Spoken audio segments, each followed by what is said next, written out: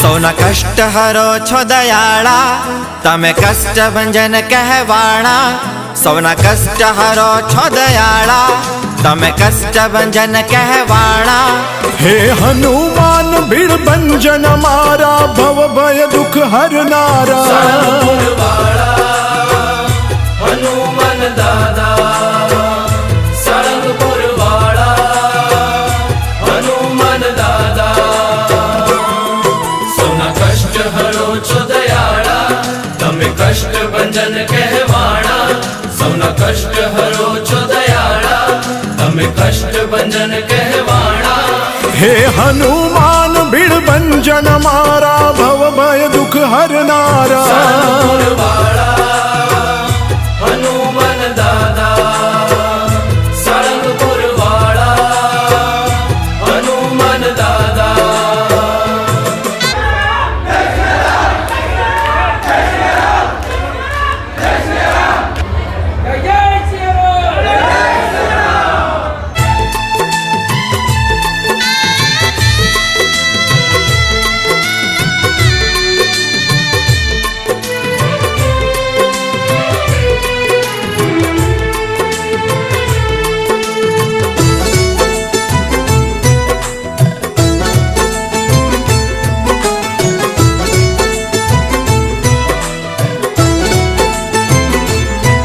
ભૂત પ્રેત ભૂતાવળ ભાગે, ડાકીણી સાકીણી ભય ભાગે.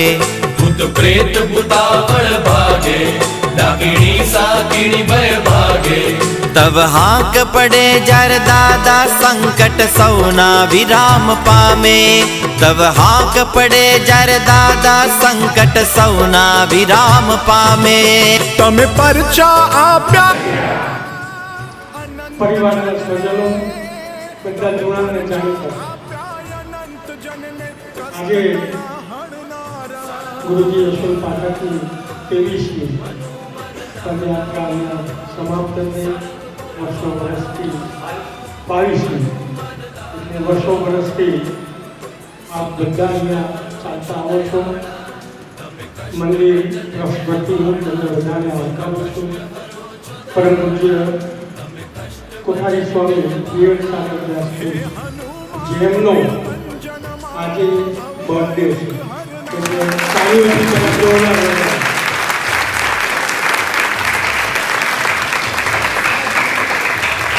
સ્વામીજી 6 વર્ષ દરમિયાન આપ તો આવો જ છો.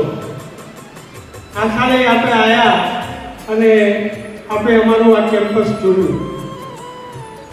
કેટલો વિકાસ, વનખંભ્યો વિકાસ અમારા સ્વામીજીના હસ્તક થઈ રહ્યો છે.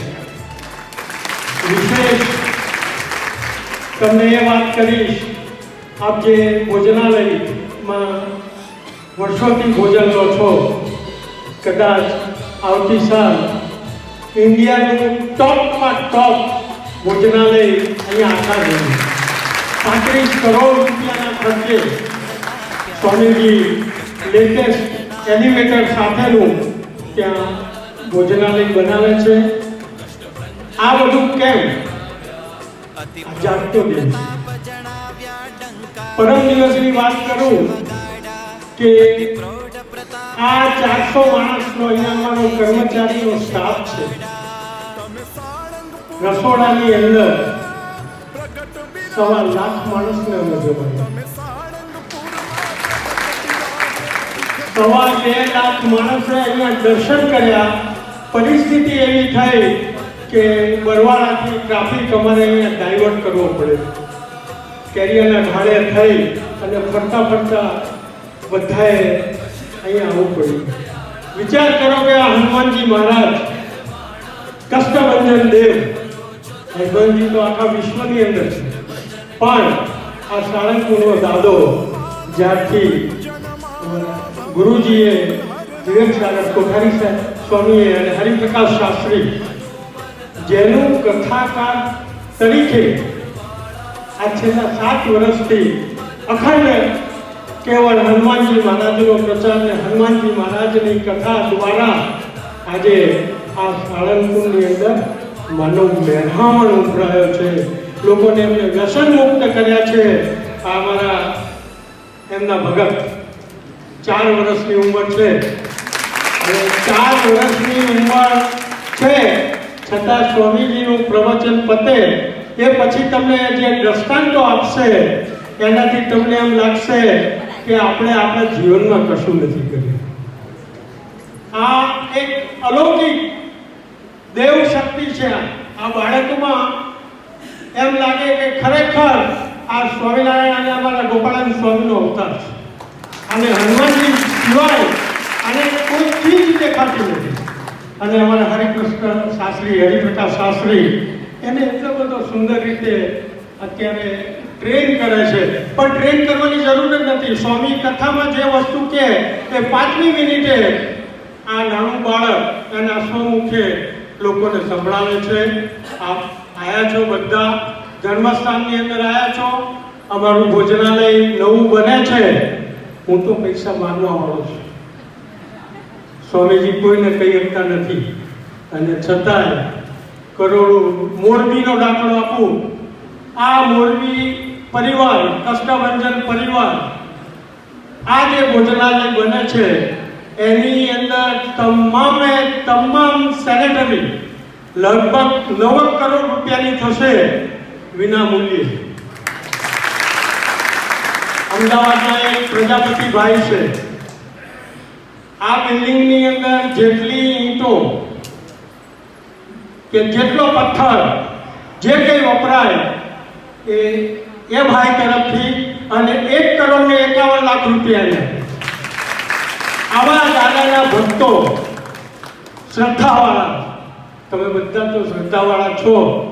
હું નથી કહેતો તમે આપો, પણ તમારામાં હનુમાનજી વસાયા હોય તો ફૂલ લઈ લો. ફૂલની પાંખડી આ ગલ્લામાં બોલો ખરા નાચો. હા બસ એ બોલો ખરા. અસ્તુ. હવે હું સ્વામીજીને વિનંતી કરીશ. અમારા સ્વામી જગત પ્રકાશ જે મહાન એનાઉન્સર કહેવાય, અમારા શાસ્ત્રોની અંદર, અમારા સંપ્રદાયની અંદર કોઈ પણ જગ્યાએ કથાનું આયોજન થયું હોય કે મોટો મેળાવડો હોય ત્યારે સ્પીકર અમારા સ્વામીજીના હાથમાં છે. સ્વામીજીને વંદન કરું કે તેઓ એમની વાણીનો આશીર્વાદ આપે.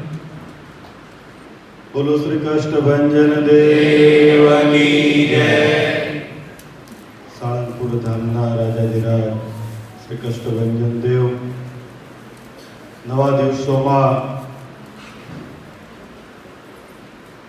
પરમ આદરણીય શ્રી કષ્ટભાઈ પાઠકજી પોતાના સાથે જોડાયેલા ઘણા બધા લોકોને અહીં પ્રેરણા આપી અને ચાલતા લઈને આવે છે. ત્યારે આજે 22મો સંઘ પૂર્ણાવતી પ્રસંગે જે સુંદરકાંડનો પાઠ અત્યારે રજૂ થશે સભામાં ઉપસ્થિત મંદિરના કોઠારી સ્વામી પૂજ્ય વિવેક સાગરદાસજી સ્વામી તેમજ ઉપસ્થિત આ મંડળમાં જેમણે આ હનુમાનજી મહારાજનો દેશ પરદેશમાં જઈ અને હનુમાન ચાલીસાજીની કથા કરી અને લાખો લોકો સુધી દાદાનો પ્રતાપ વિસ્તાર્યો છે એવા શાસ્ત્રી સ્વામી હરિપ્રકાશદાસજી સ્વામી. તેમજ આજે વાત કરવાનું મન થાય કે તમે જેમની સાથે પોતાનો જીવ જોડ્યો છે, દાદાનો પ્રતાપ તો યુગોથી પ્રૌઢ પ્રતાપ કહેવાય. હું મારી જેવા લાખો સંત, તમારી જેવા કરોડો ભક્તો ગાવા બેસે તો દાદાનો મહિમા યથાર્થ ગાઈ ન શકે. પણ અશ્વિનભાઈને ધન્યવાદ આપવા પડે કે એમને દેશ પરદેશમાં જઈ આ એક સુંદર કાવ્યનો પાઠ કરી અને દાદાનો જે પ્રૌઢ પ્રતાપ એ જન જન સુધી પહોંચાડવાનો એમને જે યત્ન કર્યો છે, ખરેખર દાદાને એમની ઉપર ખૂબ કૃપા કહેવાય. વિશેષમાં તમને કહેતા આનંદ થાય કે આ દાદાના આંગણામાં સાળંગપુર ધામમાં જેટલા આવે છે ને એમાંથી લગભગ 99.97% એવા આવતા હોય એ મોજીલા હોય અને દાદાને કેમ છો પૂછવા આવ્યા. બાકી તો 99.97 આ બધા દુઃખી લોકો જ આવતા હોય અને એના દુઃખ એવા વિચિત્ર હોય કે આપણને એમ થાય કે આમાં દાદા કઈ રીતના અને પાર પાડશે. પણ છતાં પણ અમે એવા અહીં ઘણા બધા પ્રસંગો અનુભવ્યા છે કે જેને વિજ્ઞાન કોઈ પણ એને કોઈ પાર ન પાડી શકે એવા લોકોનું દુઃખ દાદાએ અહીં નિવારણ કર્યું છે. આવો પ્રૌઢ પ્રતાપ આ સાળંગપુરના દાદા શ્રી કષ્ટભંજન દેવનો છે. તમે બધા એમના સાનિધ્યમાં આજે નવા દિવસો ચાલી રહ્યા છે અને એમાં કદાચ મને ખ્યાલ નથી પણ પહેલો જ પાઠ હશે અહીં નવા વર્ષમાં. હા, કારણ કે 2 દિવસ પહેલા તો ગેલોપ્સ આગળ તમને ચાલતા જોયા હતા, એટલે નવા વર્ષે કદાચ તમે નીકળી ગયા હશો ચાલવા માટે. ત્યારે પ્રથમ પાઠ અહીં દાદાના દરબારમાંથી શરૂઆત થાય એટલે આવતી દિવાળી સુધી જ્યાં જ્યાં પાઠ કરશે ત્યાં હજારો લોકોના કામ દાદા અહીં બેઠા બેઠા પૂરા કરશે. આશા રાખીએ છીએ કે ઘણા બધા લોકોને એમના પ્રત્યે ગુરુભાવ છે. પાઠ કરીને વયા જાય પછી પરિવારનું કર્તવ્ય એ છે કે ભાઈ ક્યારેક કોકને તમે કહો કે અશ્વિનભાઈ અમારા ગુરુજી છે, તો એ કહેતા પહેલા તમારું જીવન શુદ્ધ હોવું જોઈએ. ત્યારે એમને આવીને કોઈ ના કહી જાય એટલે તમારો ચેલો તો ત્યાં પડીને ખાતો હતો, તે બોટલના પાર્ટીમાં હતો. આવું ન કરતા, કારણ કે આમાં તો શું છે, હમણાં બાપા જે કથા વાંચતા હતા ને એ સુંદરકાંડ કરતા એ વિશેષ કથા હતી. કારણ કે આમાં મેનેજમેન્ટ કરવું બહુ અઘરું પડે, કારણ કે એમના નામથી ઘણા બધા બીજા ત્રીજા ચોથી જગ્યાએ પાંચમી જગ્યાએ બધું ઘણું બધું ચાલતું હોય. અમે તો નજીક જ છે, ગુરુજીની બાજુમાં જ બેસનારા છે, પણ બહાર આવતા નથી. એ બહાર ન આવતા હોય પણ એને બહાર આવવા જેવું જ ન હોય, એનું જીવન જ એવું હોય. પણ તમે બધા દાદાના ભગત છો, આશ્રિત છો.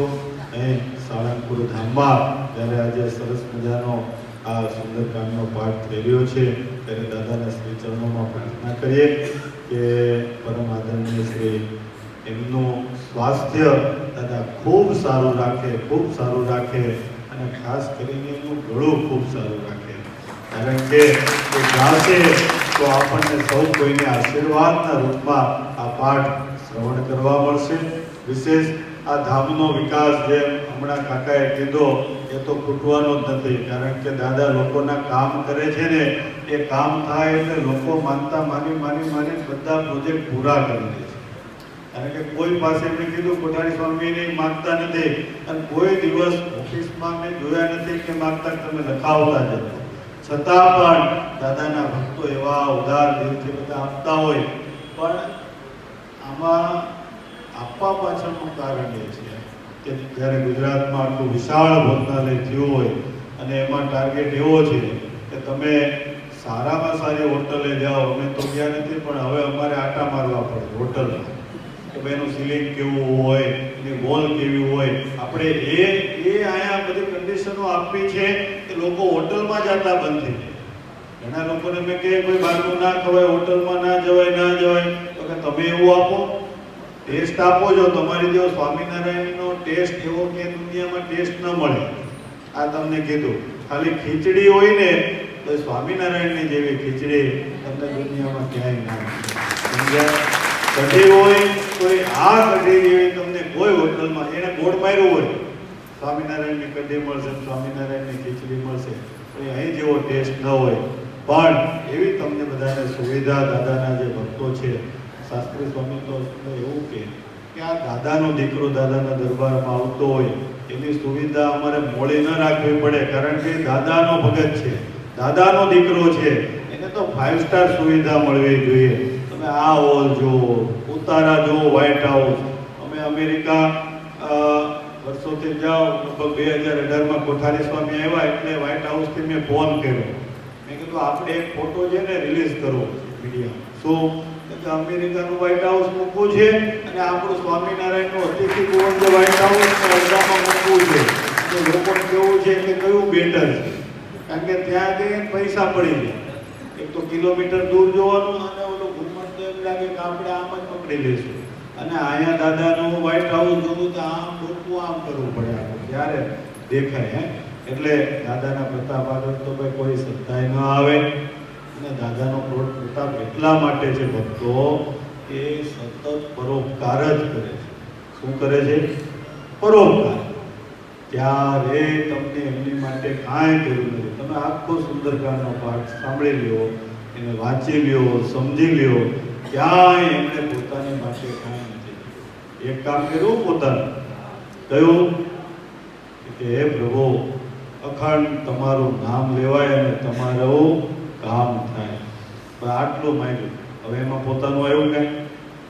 આપણે પણ એ જ કરવાનું. કારણ કે એમના આશ્રિત થયા હોય ત્યારે જો ગુરુજી પણ એ જ કરતા હોય, સંતો પણ એ કરી રહ્યા છે, ત્યારે આપણું પણ કર્તવ્ય બને કે આપણી પાસે ભગવાને સમય આપ્યો હોય ત્યારે ભગવાનનું નામ લઈએ અને થાય એટલા ઉદાર દિલથી લોકોને મદદ કરીએ, જેથી કરીને આપણા ભગવાન આપણી સૌ કોઈ ઉપર રાજી થાય. અંતમાં દાદાના શ્રી ચરણોમાં પ્રાર્થના કરીએ કે આપનું આ વર્ષ ખૂબ મંગળ જાય, આપની સૌ કોઈની મનોકામના પૂર્ણ થાય, દાદા સર્વનું દુઃખ દૂર કરે અને બધાને ખૂબ ખૂબ સુખ્યા કરે. અને પૂજ્ય શ્રી અશ્વિનભાઈ એમની માટે પણ દાદાને પ્રાર્થના કરીએ, ખૂબ સ્વાસ્થ્ય આપનું સારું રાખે અને દેશ પરદેશમાં જેમ દાદાનો મહિમા ગજવતા રહ્યો છો, વિશેષ ને વિશેષ આપના દ્વારા લાખો લોકો સુધી આ સંદેશ દાદાનો પહોંચે, હનુમાનજી મહારાજનો સંદેશ પહોંચે અને એ લોકોના જીવનમાં દાદા પ્રવેશ કરે ને એમનું જીવન શુદ્ધ થાય. એટલું કંઈ વિનમું છું. અસ્તુ. જય સ્વામિનારાયણ. જય કષ્ટભંજન દેવ. જય શ્રી સ્વામિનારાયણ ભગવાનની જય. નામ કષ્ટભંજન માથો મૂકીને દુઃખ દૂર થઈ જાય, એના ચરણની અંદર શનિની પનોતી ચરણમાં ઓલ જે દેખાય છે કોણ છે? આખી દુનિયાને શનિ સાડેપુર દાદાના દરબારમાં આવે કષ્ટનારાયણ શનિ આ કથા સદગુરુ ગોપાળાન સ્વામિનારાયણ ભગવાનના મહાન સંતો થઈ ગયા. એના આશીર્વાદ પાસે આ ધરતીને, તો આ ધરતીની અંદર જે કોઈ જીવ આવશે એના દુઃખ માત્ર દૂર થાય. બોલો શ્રી કષ્ટભંજન દેવની જય. હે ગોવિંદ, દ્વારિકામાં તને જો કોઈ પૂછે કે ગોકુળમાં કોણ હતી રાધા, તો તું શું જવાબ દઈશ માતા? હે ગોવિંદ, દ્વારિકામાં તને જો કોઈ પૂછે કે ગોકુળમાં કોણ હતી રાધા, તો તું શું જવાબ દઈશ માતા? તારું તો નામ તને યાદ નતું, તેથી રાધા રમતી હતી સાત કોઠે. હે તારું તો નામ તને યાદ નતું, તેથી રાધા રમતી હતી ઓઠે. ઢગલાના પલાળાના કેટલા હતા, રાધા રમતી હતી સાત કોઠે. તો રાધા પેલા માળીના વય નહીં વાગે એવા સોગંદ સિદ્ધ કાઢા, તો તું શું જવાબ દઈશ માતા? આમાં લખ્યો છે ગોકુળ મથુરા વૃંદાવન વાઘા એક મારા અંગ ઉપર પહેરવાના વાઘા. એને જો રાજી હોય તો રાગે નટરા વાઘા, એને જો રાજી હોય તો રાગે નટરા વાઘા રાખે. સગળો સંસાર મારો સોળ શણગાર, સગળો સંસાર મારો સોળ શણગાર. મારા અંતરનો આત્મ છે રાધા, મને કોઈને પૂછો કે ગોકુળમાં કોણ હતી રાધા. બોલો શ્રી સ્વામિનારાયણ ભગવાનની કષ્ટભંજન દેવની જય. જોયું ને આ સાળંગપુરના સંસ્કાર, આવા હરિપ્રકાશ સ્વામીના સંસ્કાર, આવા અહીંયા લગભગ 100 થી 125 સેવકો તૈયાર થાય છે. સંસ્કૃતની આખી પાઠશાળા જે ભાગવત વિદ્યાપીઠમાં તૈયાર થઈ અને અહીંયા અમારા શાસ્ત્રીની ટ્રેનિંગ લેવામાં છે. એટલે આ ધર્મ સંપ્રદાય અમારા અખાડાવાળા સ્વામીનું જે મંડળ છે, હાલ વડતાલના તો સુવર્ણ શિખર બનાય, પણ ગઢડાની અંદર અમારા આ સંતો સોનાના શિખરો બનાવે છે, ગઢડા ગોપીનાથજીના મંદિરો. અને એના પછી આ સાળંગપુરમાં સોનાના શિખરો થશે. આ તમારી હાજરીમાં હું કહું છું કે આવતા 5-6 વર્ષની અંદર આ સાળંગપુર ધામનો બધો પ્રોજેક્ટ પૂરો થાય પછી, કારણ કે હનુમાનજી ગોપીનાથજીના સેવક છે. રાત્રે અહીંથી સંધ્યા આરતી પતે પછી એ ગોપીનાથજીના ચરણોમાં જાય છે. કદાચ રાત્રે તમે મૂર્તિને જોશો હનુમાનજીની તો એ શામ પડી ગઈ છે. અહીંયા 5:30 વાગે આરતીનો જેવો ઘંટનાદ થાય ત્યાંથી ગોપીનાથજીની ચરણોમાંથી આની પ્રવેશ કરે છે. આ દાદાનો મહિમા છે. દાદાએ સોનાના સિંહાસનમાં ના પાડી કે હું નહીં, પહેલાં મારા ગોપીનાથજી મહારાજના સુવર્ણ સિંહાસન થશે, પછી જ તમે આ સોનાના સિંહાસનો બનાવજો. આવો અષ્ટસિદ્ધિ નિધિ કે દાતાની દરબારમાં તમે બધા આવ્યા છો એટલે કંઈક ને કંઈક આપતા જજો. હું માગવા વાળો છું. જય સિયારામ, જય સિયારામ.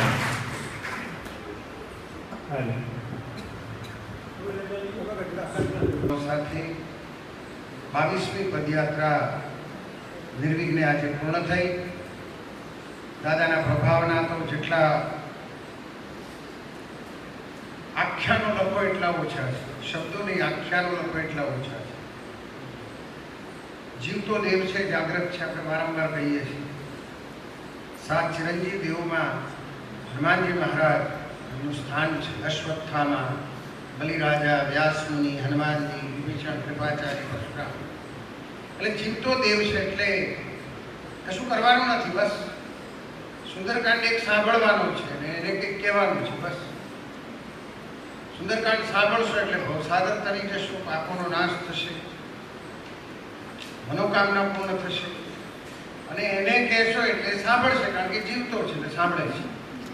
આજે 22મી પદયાત્રા પૂર્ણ થઈ. આપણે આશ્ચર્ય થશે કે જે રીતનો ટ્રાફિક ચાલે છે. અમે તો હું પોતે આઈ વોઝ ટેન્સ, જેને કહેવાય ને માનસિક થોડો બહુ અપસેટ થઈ ગયું, કારણ કે એક સેકન્ડ આમ આંખના પલકારામાં ગાડીઓ જતી હોય છે. આંખના પલકારા. જયેશભાઈ તો ઘણી મને લાગે છે આપણા ગુજરાતના શિક્ષણ મંત્રી, એજ્યુકેશન મિનિસ્ટર, પરમ શ્રદ્ધેય પરમાદરણીય ભૂપેન્દ્રસિંહજી ચુડાસમા સાહેબ દર વર્ષે પદયાત્રામાં ખાસ સ્પેશિયલ મળવા આવે છે. કાલે પણ એ આવ્યા. સામે ગાડી ઊભી રહી, મેં જોયા એમને. તો સાહેબ તમે આવું કરવા હું આવું છું. મને કે હું ગુરુજી તમને મળવા મારે આવવું પડે. સાહેબ એમને રસ્તો ક્રોસ કરતા 5 મિનિટ 7 મિનિટ થઈ છે. અને એ 3 મિનિટમાં જયેશભાઈ ગણી કે 3 મિનિટમાં 100 ગાડી ગઈ. વિચાર કરો, 180 સેકન્ડ, 100 ગાડી. You can't cross the road. પરિસ્થિતિ એવી છે કે રસ્તો બહુ જ સાંકડો જાય છે. ફેદરા પછીનો જે રસ્તો છે બહુ જ ખતરનાક રસ્તો છે. અને એમાં ઓવરટેકિંગ, લોકોની પાસે ધીરજ નથી. અહીં આવીને પછી બધા ઉભા રહે છે, પણ ત્યાં તો પછાડી જ દઉં પેલાને. આ હાલતમાં ચાલવું એ બહુ દુષ્કર છે, બહુ દુષ્કર છે. ચાલવાનો થાક નથી એટલો પેલા ટ્રાફિકનો થાક લાગે છે. માનસિક તાણ અનુભવાય છે, કારણ કે કોક સહેજ આમ પડી જાય તો શું દશા થાય. આ બધા અનુભવો એટલા માટે શેર કરું છું કે તમે બધા દિવાળીમાં બધા આવતા વખતે મારી શ્રદ્ધાને હું વંદન કરું છું, નતમસ્તકે પ્રણામ કરું છું. પણ થોડાક દિવસ જવા દો ને મારા બાપ. એવું નહીં કે કષ્ટભંજન લાભ પાચન હોતી જ બેસે અહીંયા. એ 365 દિવસ બેઠેલો છે બાપ. 365 દિવસ રાત 24 hours રાઉન્ડ ધ ક્લોક. થોડાક આપણે પછી જઈએ શું વાંધો આવે ના, પણ આજે બેસતા વર્ષે જ જવું, દિવાળી દાડે જ જવું, લાભ પંચમે જ જવું, ભાઈ બીજે જ જવું.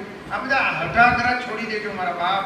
તમારી સલામતી માટે કરું, સલામતી માટે કરું. બહુ અઘરું છે સાહેબ, બહુ અઘરું છે. અને એ જે 1 સેકન્ડ હોય છે ને, આમ તો સેકન્ડનો હું તો એને 100મો ભાગ કહું. Flickering of an eye. કેટલી વાર લાગે? મૃત્યુને કેટલી વાર લાગે છે? આમ બોલો, પૂરા થઈ જાવ સાહેબ. મતલબ કે બાવળાથી મોગલમાં, કિરીટભાઈ, બાવળાથી મોગલમાં જે બી છકડો આવ્યો, 6 લેન છે, 6 લેન. વિચાર કરો, 6 લેન છકડો આવતો હતો રાત્રે. લાઈટ નહીં, રસ્તો ખાલી છે, ખાલી. ટ્રાફિક પણ નથી, ઘણો ઓછો. 9 સવા 9નો સમય આશરે. અમે ચાલીએ છીએ, હવે ઓપોઝિટ સાઈડમાં હંમેશા ચાલીએ, જેથી આપણી સલામતી રહે. આપણે જોઈ શકીએ વાહનને તો આપણને બચાવવાની કંઈક તક મળે. પાછળથી આવે તો ખબર જ નહીં પડે, અડફેટેમાં લઈને સામે જોઈએ છે છકડો આવે છે, આટલા ડિસ્ટન્સ ઉપર છે, આટલું ડિસ્ટન્સ અમે અહીંયા ચાલીએ છીએ, છકડાવાળાને ખબર નહીં ધોકું આવ્યું કે કદાચ કંઈ અમૃત પીધું હોય કે ગમે તે કારણ, આ છકડો સીધો મારી સામે આવ્યો સાહેબ, અહીંયા ક્યાં જવાનું મને કહો. ખબર નહીં એ કષ્ટભંજન આવે મને ઉચકી બાજુ કૂદકો જ મારી. આપણે મારી સાથે જે અમીર મારી જોડે લગો લગામ, હવે એ છકડો અહીં છાતી પર આવે કેટલી વાર લાગે સર, કેટલી વાર લાગે ખબર નહીં. દાદાએ શું કર્યું ભગવાન જાણે, છકડો તો એના એ જ માર્ગ પર આવ્યો, મને એને ત્યાંથી ઉચકીને બાજુ પર નાખ્યો. એક જ આમ સેકન્ડના 100માં ભાગ. આ પરિસ્થિતિ છે ટ્રાફિકની. ટ્રાફિક દિવસે દિવસે વધતો જાય છે. સંતો મહંતોએ કહ્યું એનો પ્રભાવ વધતો જાય છે. પ્રભાવ વધે છે એટલે એની સાથે સાથે લોકોની શ્રદ્ધા આસ્થા વધતી જાય છે, અને આસ્થા શ્રદ્ધા વધતી એ કક્ષાએ જાય છે કે એમની સમૃદ્ધિ પણ વધતી જાય છે. જ્યાં એક ગાડી હોય ત્યાં 4 જાતની ગાડીઓ આવવા માંડી જાય. હવે 4 રોડ ઉપર આવે તો ક્યાં જવાનું બાબુ, જગ્યા નથી. એટલે મારી કમસે કમ ચેરિટી બિગિન્સ એટ હોમ. હું પણ કંઈક પદયાત્રામાં પરિવર્તન વિચારી રહ્યો છું. મારા સ્વજનોની સાથે બેસીને હું પણ એ નક્કી કરવાનું છું કે આવતી સાલથી કાળી ચૌદસે જે પદયાત્રા નીકળે છે એને થોડી પાછળ ઠેલવી, લોકો બધા ધરાઈ જાય, અહીંયા આવીને બધા આવી જાય, પછી આપણે નીકળવું. આપણે તો ધજા ચડાવી દાદાને ભાવ સાથે વંદન કરવા છે, પ્રણામ કરવા છે, નતમસ્તક એ ગમે ત્યારે કરો, પછી 7મે કરો કે 8મે કરો કે 11સે કરો કે it doesn't make any difference. સવાલ મારી શ્રદ્ધાનો છે. પણ આ જોખમમાં જો કોઈ ઉડ્યું તો શું આવું ભૂતકાળમાં બને? એટલે આપણે 14 વર્ષ પછી બહેનોને ખાસ કરીને મહિલાઓને થોડી અળગી કરી આપણે. બાપુ તમે બધા, કારણ કે બહેનોની વાતો કરવામાં પેલી માહેર હોય છે, રસ્તા ઉપરની જે પેલી સેન્સ હોવી જોઈએ હોય થોડી ઓછી હોય, અને એમાં ક્યાંક અમારું એક કપડ તો પડ્યું હતું, એમને ખબર છે, બહુ જૂના અનુભવો છે મારા. એટલે અમે 14 વર્ષ પછી સંઘ બંધ કરી દીધો કે બધા જે દિવસે અમે ત્યાં સાળંગપુર પહોંચીએ ત્યારે બધા ત્યાં પધારો, પ્રેમથી પધારો, ધજાજીના પણ દર્શન થાય, અમે બધાને મળો, સુંદરકાંડનો પાઠ થાય, દાદાના આશીર્વાદ મળે નવા વર્ષના. આ રીતની વ્યવસ્થા અમે ગોઠવી. હવેની વ્યવસ્થામાં એવું ગોઠવવા જઈ રહ્યા છીએ કે 5 લાખ 5 સુધી તો પદયાત્રા નહીં જ. પછીનો કંઈક શનિવાર પકડવાનો. શનિવારે હું અમદાવાદથી નીકળું એટલે મને કોઈ તકલીફ થાય નહીં, ગમે તેટલો ટ્રાફિક હોય. રવિવાર એટલે રવિવારે રજા, સોમવારે લોકો નોકરી ચાલુ, એટલે બધો ટ્રાફિક મોટા ભાગનો થઈ કટ થઈ જાય. એટલે રવિ, સોમ, મંગળ, બુધ ને ગુરુવારે ધજા ચડાવી દઉં, શુક્રવારે બધાને આરામ મળી જાય, શનિવારથી પાઠ શરૂ થાય. આવું પ્લાનિંગ વિચારી રહ્યા છે. કંઈક સારું વિચારવાનો અંદરથી એવો આદેશ છે દાદાનો, બેટા બંધ કરો, આમાં પરિસ્થિતિ કંઈક કોક વાર પાણી ટીલી લાગી જશે સંઘને. 22 વર્ષને નિર્વિઘ્ન પૂર્ણ કર્યા છે આપણા. આનાથી વધારેની શું કૃપા હોય છે. અને બધા સદેહે અહીંયા બેઠા તમારી સામે, કોઈને કોઈ તકલીફ નથી. મારા બે છોકરા તો ઘડા પગે ચાલે છે. આવડા લોઢી પથ્થર છે, તમે રસ્તા પર આવો તો તમને ખબર પડે સાહેબ. હું તમને ચેલેન્જ મારું છું સાહેબ, તમે નહીં ચાલી શકો. આવડા લોઢી પથ્થરો છે સાહેબ. એવા 5-5, 7-7 કિલોમીટરના રસ્તાઓ ખુલ્લા પગે છોકરાઓ ચાલે છે સાહેબ. હવે આનાથી વધારે તમારે શું સાબિતી જોઈને કયો પ્રભાવ જોઈએ એનો. પણ એક જ વિનંતી છે બાપુ, આવતી સાથે થોડું શિડ્યુલ બદલજો, આપણે પાર્ટનું પણ બદલીશું, અને થોડુંક સલામતીનું ખાસ ધ્યાન રાખજો. તો દાદાને પ્રાર્થના કરો બધાની રક્ષા કરે, પણ દાદોએ કેટલી રક્ષા કરી. આ કાલની પરિસ્થિતિ તમે જોઈ સાહેબ, કેવી પરિસ્થિતિ હતી. બધી ગાડીઓ બ્લોક થઈ ગઈ, કેટલાય લોકો અસંખ્ય પાછા ગયા, રસ્તો ક્રોસ નથી કરી શકાતો, કોઈને ધીરજ નથી, બધાને દોડવું છે. Nobody is ready to wait. Everybody has to rush and run. મારા પરિવારને તો વિનંતી કરું બાપુ, થોડું સાચું. નવા વર્ષની અનેક શુભકામનાઓ. પદયાત્રાના આયોજનમાં તન, મન અને ધન જે સ્વજનોએ પોતાનો ફાળો આપ્યો છે, સૌનો હૃદયપૂર્વક આ પ્રસંગે આભાર માનું છું. મારી સેવાઓને મારા નતમસ્તકે વંદન છે. મારી વ્યક્તિગત સેવાઓ હવે ધીરે ધીરે ઉંમર થાય છે તો બધાના આભારની સાથે બધા સેવા કરે છે. પણ સવિશેષ ભાઈ પ્રણવભાઈ, કિરીટભાઈ, અમિતભાઈ જે સતત મારી સાથે મારા કપડાં ધોવાથી માંડીને તમામ મને કેટલી વાર તો નવડાવવો પડે, કારણ કે ઓઇલ એમ તો લગાવે તો મારો તો હાથ ના પહોંચે, છોકરાએ કચરા આવે અને સાબુ લગાડી આપવો પડે. આ બધી સેવાઓ મારા છોકરાઓ કરે છે. મને એનો આનંદ છે. એ લોકોનો ખાસ જાહેરમાં ઉલ્લેખ કરીને સવિશેષ એમનો હું આભાર માનું છું. ફરી એકવાર આપ સૌનો અંતઃકરણનો ખૂબ આભાર. નવા વર્ષની શુભકામનાઓ નારાયણની ધૂન સાથે પાઠની શરૂઆત કરીશું.